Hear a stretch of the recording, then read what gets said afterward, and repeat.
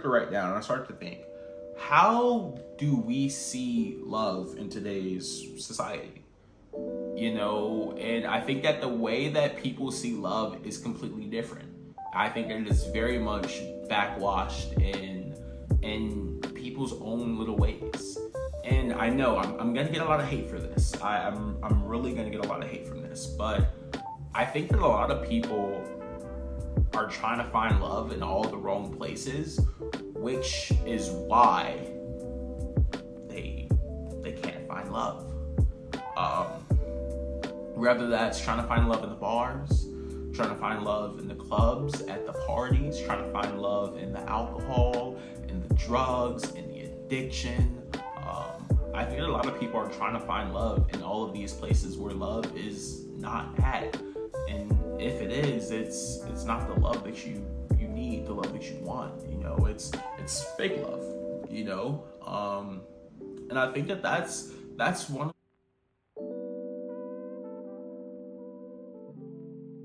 Hey guys, welcome back to another episode of the Fruitful podcast with me, Charles Russell III. I am really excited to have you guys here for today's episode, and man, it has been an absolute week. As the time that I'm recording this, it's Sunday, May 5th, 6:52 in the afternoon, evening, if you might say. Honestly, I want to give a really quick congratulations to a lot of my friends who have graduated college. I mean, literally it's going to be me next year.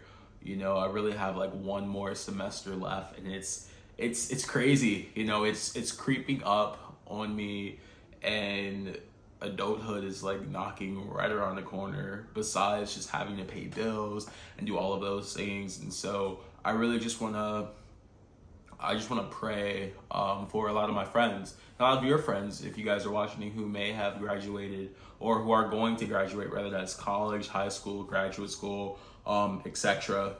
I pray for all of you guys, and that your future is great for you guys. I love you guys, which is actually love. That's a great segue into today's episode of the podcast. And so when I'm not having guests on the show, and now I do have a few people who have reached out to me who want to be on the pod, who I want to have on the pod, guys. But as we continue to work out how I'm going to orchestrate that, with having it on YouTube and Apple Music, Spotify, speaking of all of that, man, please guys, make sure you follow me on Instagram at @the_fruitful_pod. We have a new Instagram up. We'll be posting clips and everything that goes into the podcast. And then you can follow me on Spotify, on Apple Music, the Fruitful Podcast by Charles Russell III.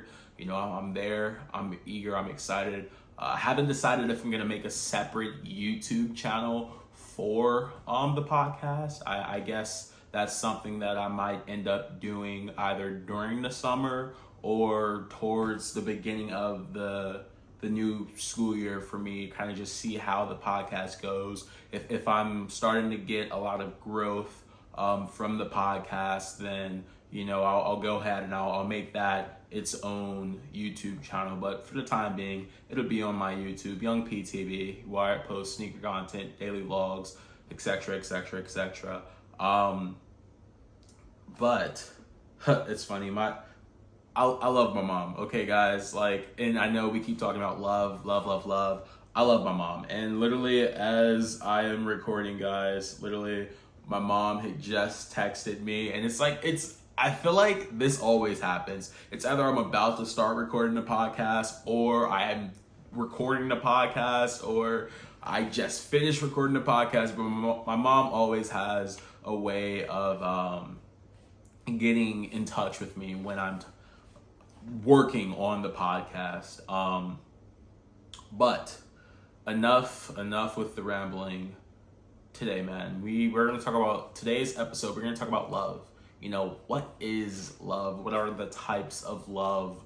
And then we're going to apply that to dating life, dating culture, I actually did a little bit of work myself. I downloaded some dating apps, and stay tuned because we are going to talk about my experiences during these dating apps. And no, it wasn't anything like Tinder or anything like that.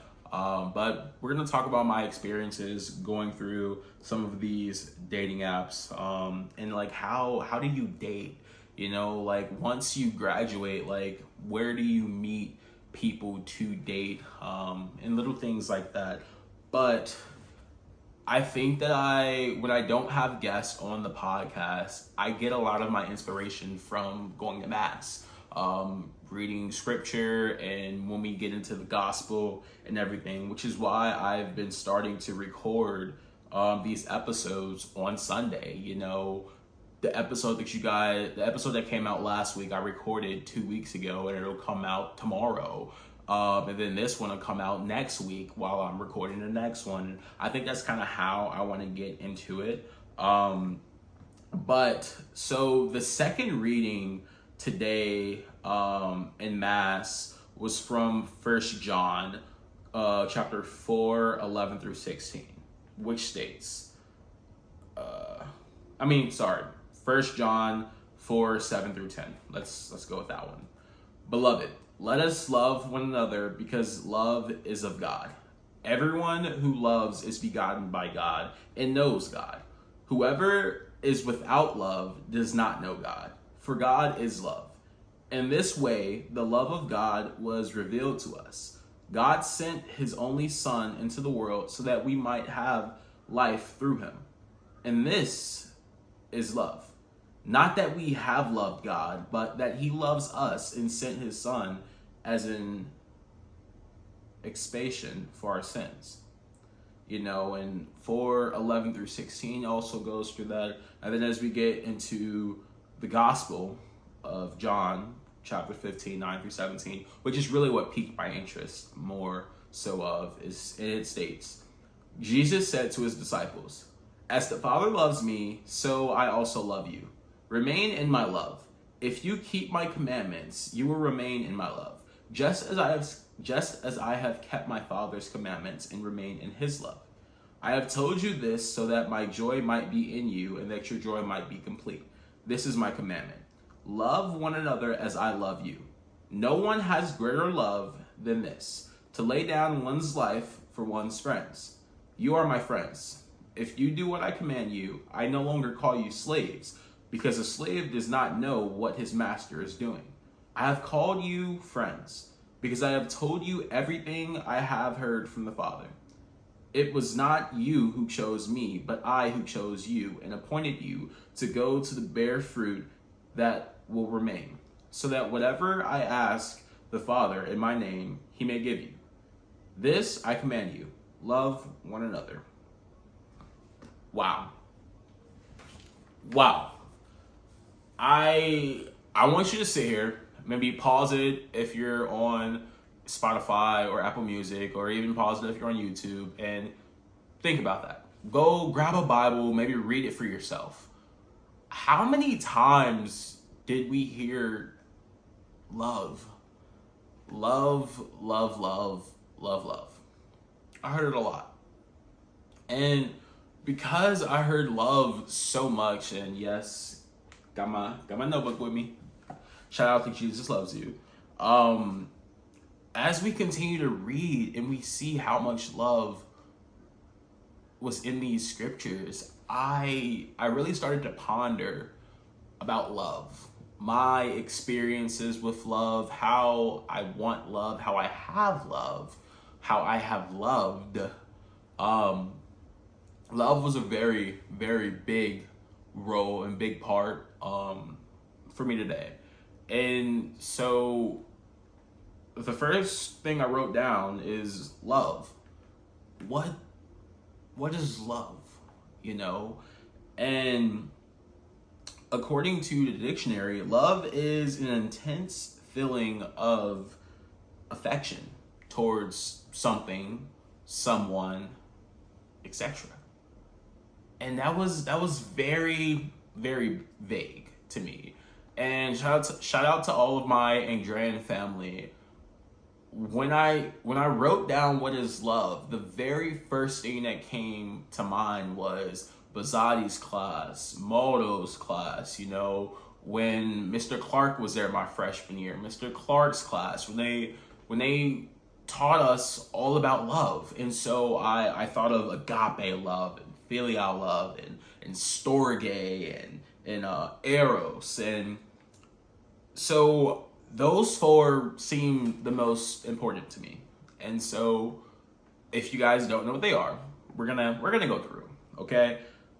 First with agape. Agape is that universal love. To me, I view agape as that unconditional love. The love that a parent is supposed to have for their child. The love God has for each and every one of us is that agape love. Like he loves us. Second, philia, affection love. You know, I can have affection towards a female, and that is one part of love. Next, you have eros. Eros is the romantic love. Similar to philia, I can have such deep romantic love for someone. I have had eros love for someone, and I hope to have eros love for someone again. Next is storge. Storge is that familiar love, and I view this one as the love I have for my siblings. You know, even though I do have agape love for my parents and my siblings as well, but I have some storge love for them as well. Storge love for my friends, my coaches, etc. Those are just four, and I believe there's like 8 different little breakdowns of love, and I thought that those 4 were the most important to me, because every single day, no matter what we do, we have unconditional love, or that universal love for someone. We feel affectionate towards someone who we are romantically interested in or partners with. And then we have that story, that familiar love, you know, with people that we see every day, people that we are familiar with. And so after I really started to sit down as one of the priests was giving his homily, I started to write down and I started to think, how do we see love in today's society? You know, and I think that the way that people see love is completely different. I think that it is very much backwashed in people's own little ways. And I know I'm gonna get a lot of hate for this. I'm really gonna get a lot of hate from this, but I think that a lot of people are trying to find love in all the wrong places, which is why they can't find love. Whether that's trying to find love in the bars, trying to find love in the clubs, at the parties, trying to find love in the alcohol, and the drugs, and the addiction. I think that a lot of people are trying to find love in all of these places where love is not at. And if it is, it's not the love that you need, the love that you want. You know, it's fake love, you know? And I think that that's one of the biggest things that has messed up our society today, which is why we can't seem to find love in this society, because it's so messed up and backwashed, and because everyone is only using one another for a specific thing. And I'm not gonna joke around on that specific thing. That specific thing is sex. Everybody wants to have sex. I mean, I've thought about having sex before. I haven't had sex before. And if you guys know me, I'm very open about my virginity and how I truly want to try and strive to save myself for marriage. And yes, it's hard. And yes, I do have different thoughts every now and then. And yes, I could be sitting in Alumni Hall at Marion and I see someone beautiful walk past me, and I may get a thought here or there, and that's when I'm like, be gone, Satan, and I'll scream it out loud, and people are like, what is this dude doing? But it's just like, I really want to be fruitful in my relationships. I really want to preserve my fruits for my future spouse, and it's not always the easiest thing. And anyone who has remained abstinence will tell you like that. It's hard. It is extremely hard. But in today's society, we don't view it as just that. You see, for me, the way that my parents taught me, the way that I've learned, and the way that I view sex is an amazing experience. Sex is something that you share with your partner. You give yourself completely to your partner, and they give themselves completely to you. But where our generation has lost sight at is, each time you have sex with a different partner, you're sharing yourself and your past partners with that person. And once you do that out of wedlock, once you do that without your spouse, you continue to search for that feeling, and you can't find that feeling, that oomph that you're looking for. And so you keep doing it again and again and again and again and again and again, and eventually you just lose sight of what sex is for. Sex is supposed to be fun, but it's also supposed to be there to help create children, to bring children into the world. And I think that we've lost sight in that. We've lost sight in the joy of waiting. One of the biggest questions I get from a lot of my friends on the team and whatnot is like, but bro, like, how are you gonna know if she's good or not? Like, how are you gonna know this? How are you gonna know that? And to me, it's like, I can understand why they're asking these questions, but those questions don't align with me, with what I think and how I view it. Because if I have very little experience and she has very little experience, we both have no experience, we're gonna learn together. It's gonna be fun. We're gonna have fun together. But the more experienced I am or she is, someone's gonna be worried that they're not doing certain things right, and it's gonna cause a drive in your marriage. I've seen it happen before. And I think that in today's society, another reason that we can't truly find love is because all of the obstacles that it takes to get there, but then all of the distractions that we have in our society, whether that's other people, whether that's pornography, whether that's masturbation. A lot of these things are things that are not good for us in finding love. Me personally, I highly recommend that if you're struggling with pornography, or if you're struggling with masturbation or any of these other things, I believe that you should not be trying to force your way into a relationship. You should really just take the time to kind of better yourself. I've seen how bad these things can affect relationships in my life, in my friend's life, etc. And that's one thing that I can say is I don't masturbate. I know it's TMI, I know, guys, but I don't masturbate.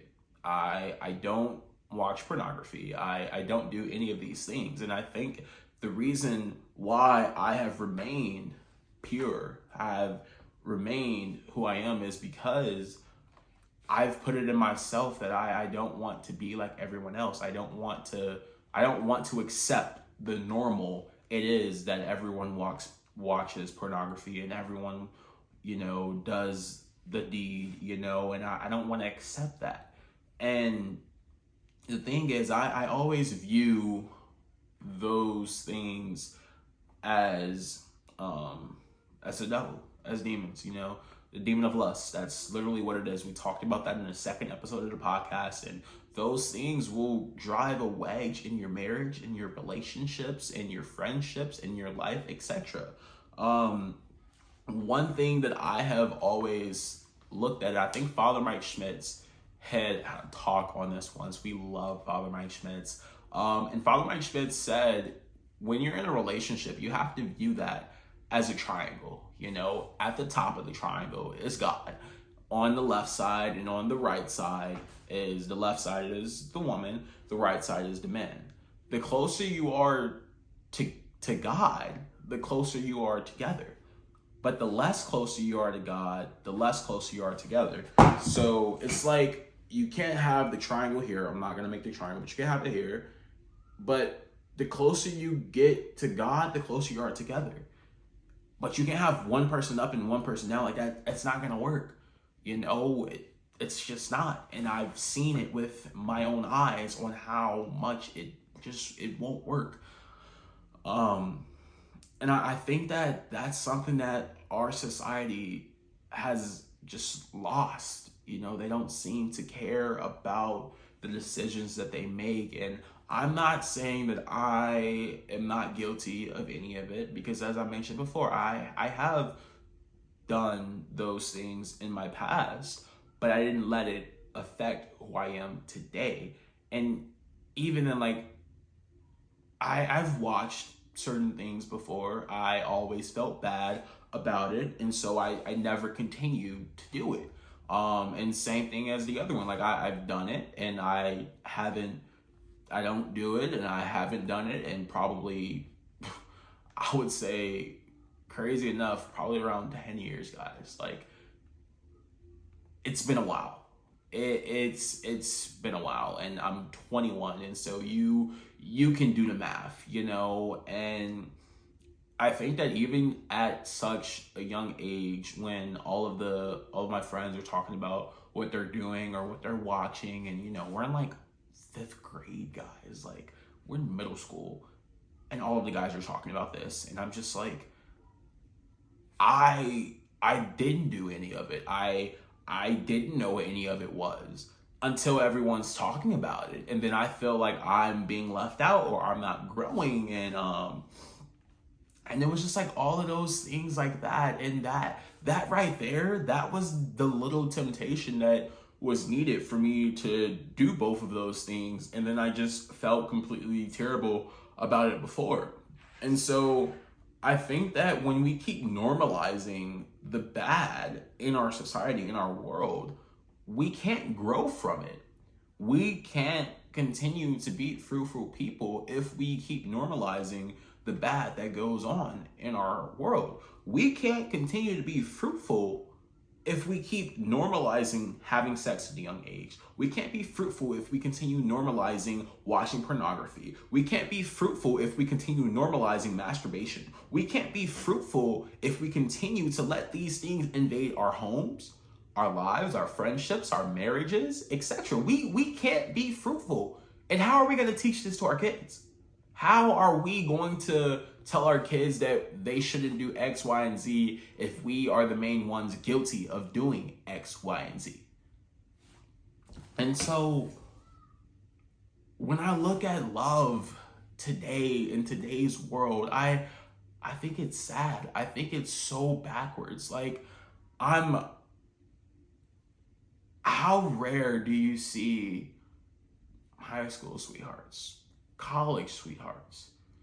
You know, like, how rare do you see people who just want to be together and trust each other and are with each other for the ride, for the good and for the bad? It's rare.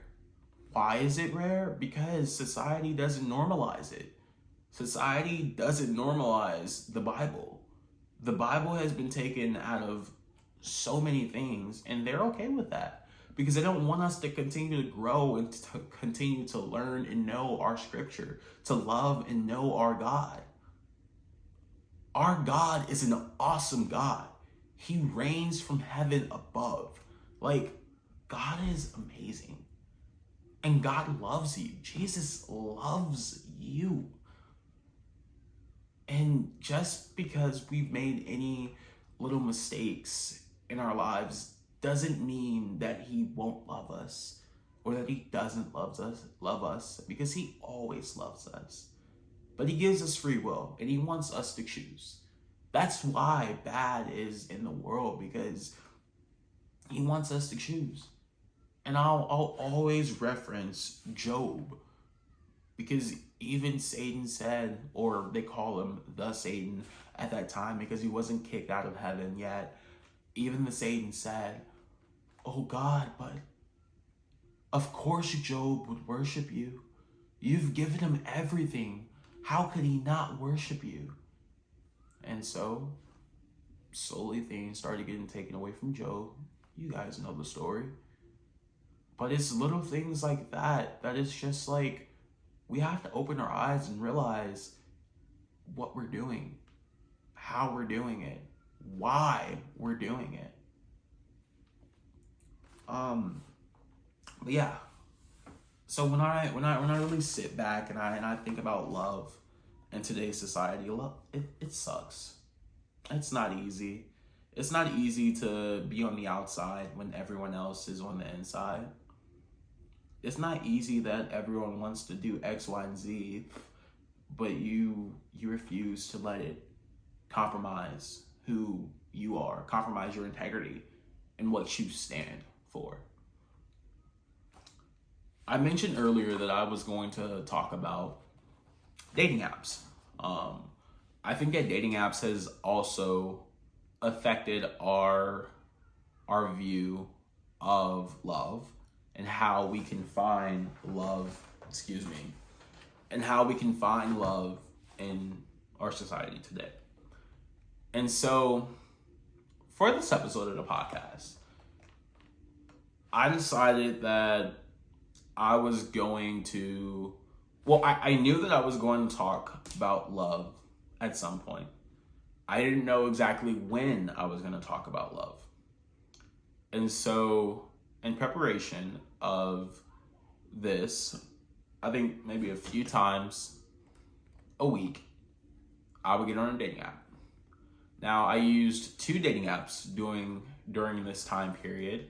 It's about 2.5, maybe 3 weeks. Not a fan. Definitely not a fan.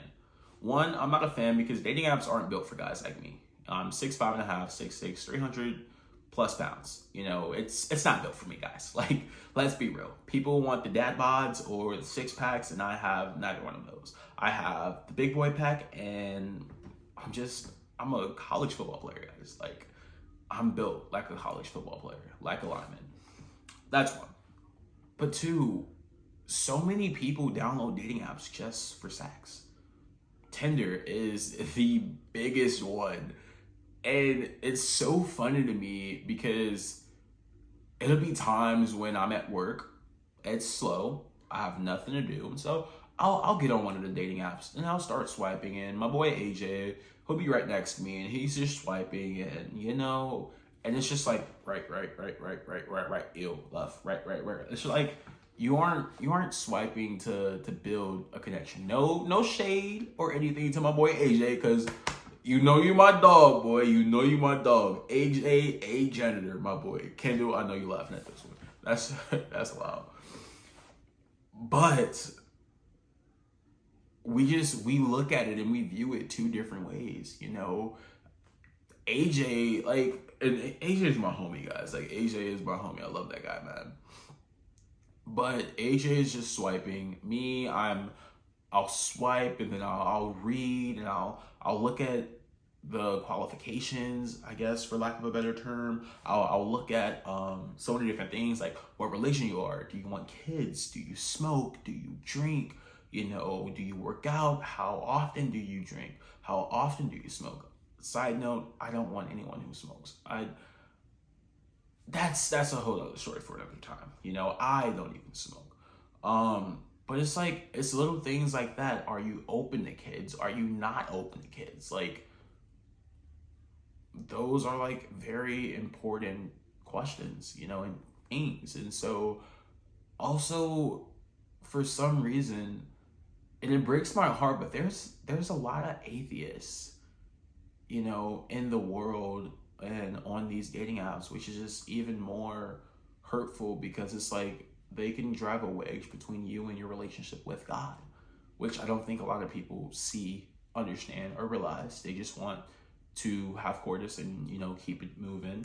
I forgot to tell you guys the dating apps that I that I've been using. So one, I downloaded Bumble. Bumble is one of those dating apps where the women have to make the first move. And so I've had a few make the first move on there. Not a lot, but I've had a few. And the conversations were very dry, not good. Three of them asked if I wanted to hook up, and they literally said they were like Catholic or Christian in their bio, and I'm just like, what are we doing here, guys? Like, what are we doing? You know, the second one I had was called Upward. Now, Upward is a Christian dating app. It's not as well known as, you know, your Bumble or your Tinder, etc. But I liked Upward. You know, I matched with over, I think, 50 different girls, well, young women, in my 2.5, 3 week time period. I've kept very much good conversations with a few of them. I really like one or two of them. Some others have just like dwindled down, etc. And honestly, the only reason I go back on there is because I like having the conversations and learning from these amazing young women who have put themselves out there to find love. And from talking to them, like it's hard, man. Like it's hard. I see it as hard. I know that it's hard because most people are looking for one thing, and we are not looking for that thing. And I've even had people on Upward, the Christian dating app, ask for hookups and things like that. And the quickest thing I do is leave them on red and never talk to them again, because I have to set that boundary for myself, you know. And I think that that's really just the reason why I don't like dating apps. I don't like them, one, because they're not built for me. I don't like them because they take away finding true love. You know, most people are on there for one reason and one reason only. Very rarely do you find people on these dating apps who actually are looking to date and not looking for hookups. And I found it even harder than how it is living my normal day-to-day life to find a woman that could possibly be my future wife. I found it extremely hard to find someone like that on these apps. Why? Because frankly, the people that are on these apps are not the people that we should be looking for. The people that we should be looking for should be in the church, in the classroom, at home. I've mentioned this multiple times. I don't party, guys. Like, I don't go out. I may go to a bar with some friends every now and then. Me, I prefer more of a cigar lounge. You know, I'll smoke a cigar every blue moon, whatever. You're gonna see me smoke a cigar way quicker before you'd ever see me do any other drugs, cigarettes, weed, etc. You know, I'll do a cigar, I'll get my whiskey, and we're cool. You know, like you'll see me at a cigar lounge.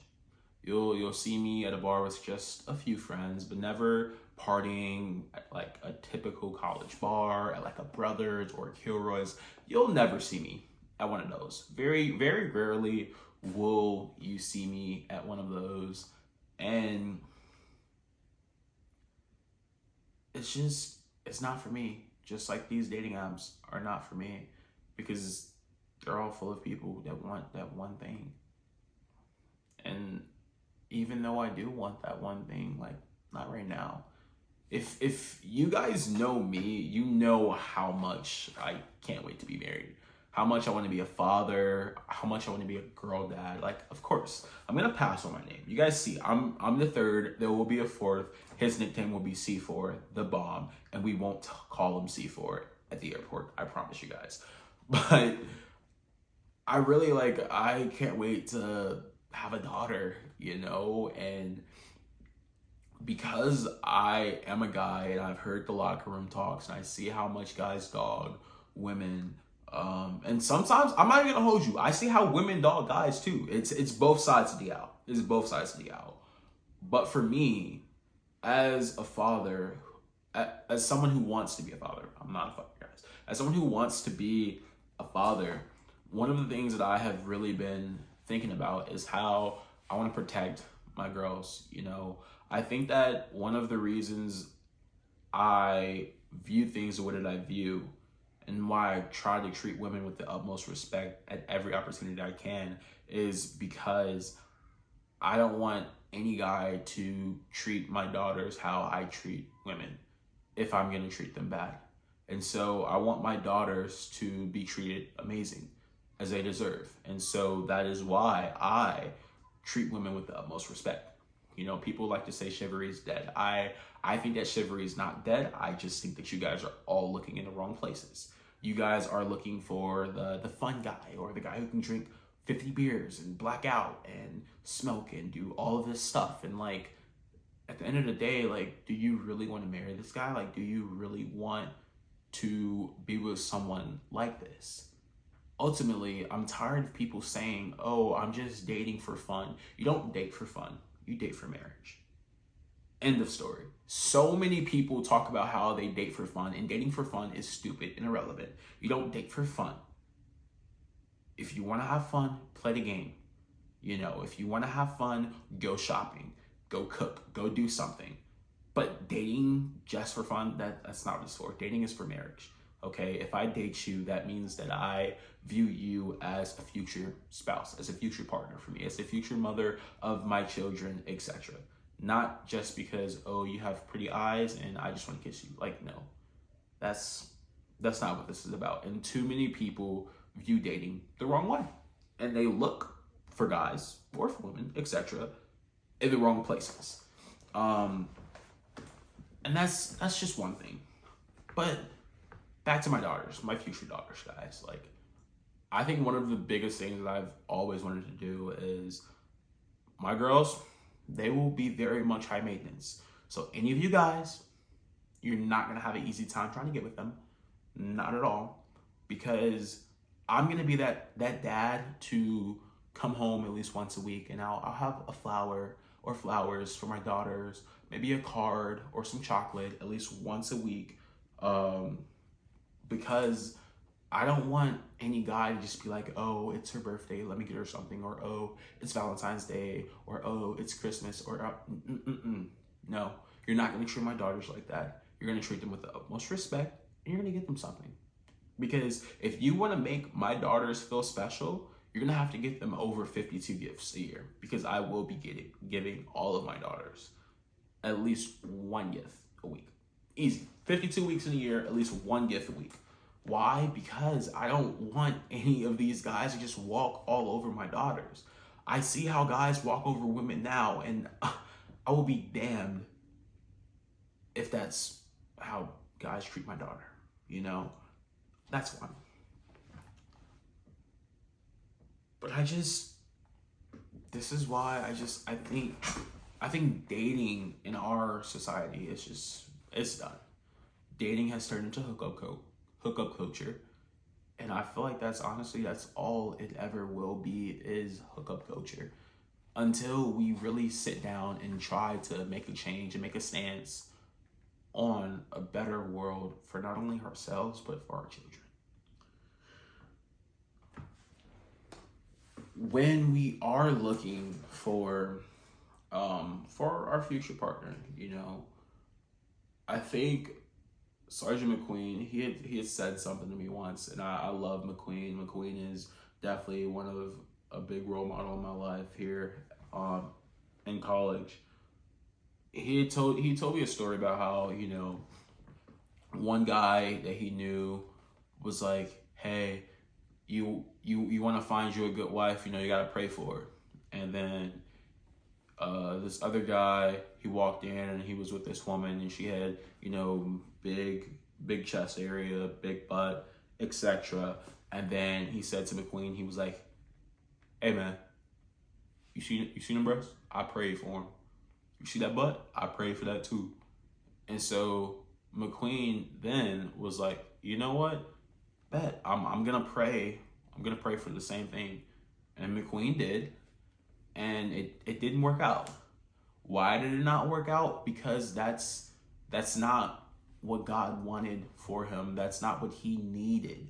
It may be what he wanted, but it's not what he needed.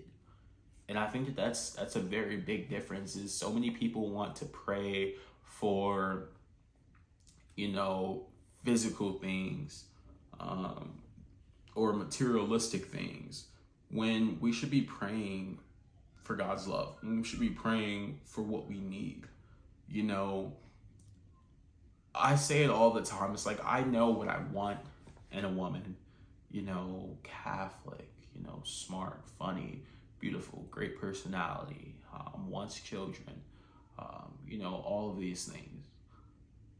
And they may be just basic things, but I say that's what I want. But ultimately, God knows what I need. He knows what I need in a woman and from a woman. And I may not even know what I need, but I know for a fact that when I do figure out what I need, God's going to provide it for me. And if that doesn't happen until I'm 20 plus years into my marriage, yeah, God knew it the whole time, and he made sure that I was with someone to help me achieve just what I was thinking about, and just what I needed. But like I say all the time, our words have power, and we have to use that power for good. With great power comes great responsibility. Come on, Uncle Ben. He taught us that from Spider-Man. And we need to understand that. So when we pray for something, we need to understand that we don't need to just pray for what we want, but we need to pray for what we need and be appreciative of what we need, because what we need might not always be what we want. And are you man enough? Are you woman enough? Are you mature? Let's go with mature. Are you mature enough to accept that you might not always get what you want, but you will get what you need? I don't think a lot of people are ready for that. I don't think a lot of people are ready to accept that they don't always get what they want, but they will get what they need. And that's what's important right there. I know I mentioned earlier the triangle, of how a man's on the right, a woman's on the left, God's at the top. Remember that, guys. Like, that is, I personally think that that's the best marriage advice. As someone who has not been married and isn't married, can give to someone. And I would say that even when I do end up being married, that'll still be my best advice. I know my dad and some of my uncles, etc. Everyone's like, happy wife, happy life. If my wife's happy, I can be happy. And I agree with that to an extent. But I also agree and think about the fact that if me and my wife are close to God, then we're close to each other. Because a marriage is the union between two spirits, two people becoming one with God. And that's what's important. Becoming one with God. Just a little food for thought. I have wrote down in my journal, hold on. I have it wrote down, stop normalizing the bad to fit in with everyone in the crowd. If we stand in our beliefs, more will come, and we can stop tolerating certain things. Now, you can take that how you want, how you please. I am a firm believer And I may not always view certain things like certain people. I might not always approve of certain things that certain people do, or a group of people may do. But that won't stop me from loving you as a man, loving you as a woman, and loving you as children of Christ. That will never stop me from doing anything. I will always love you. I will always support you.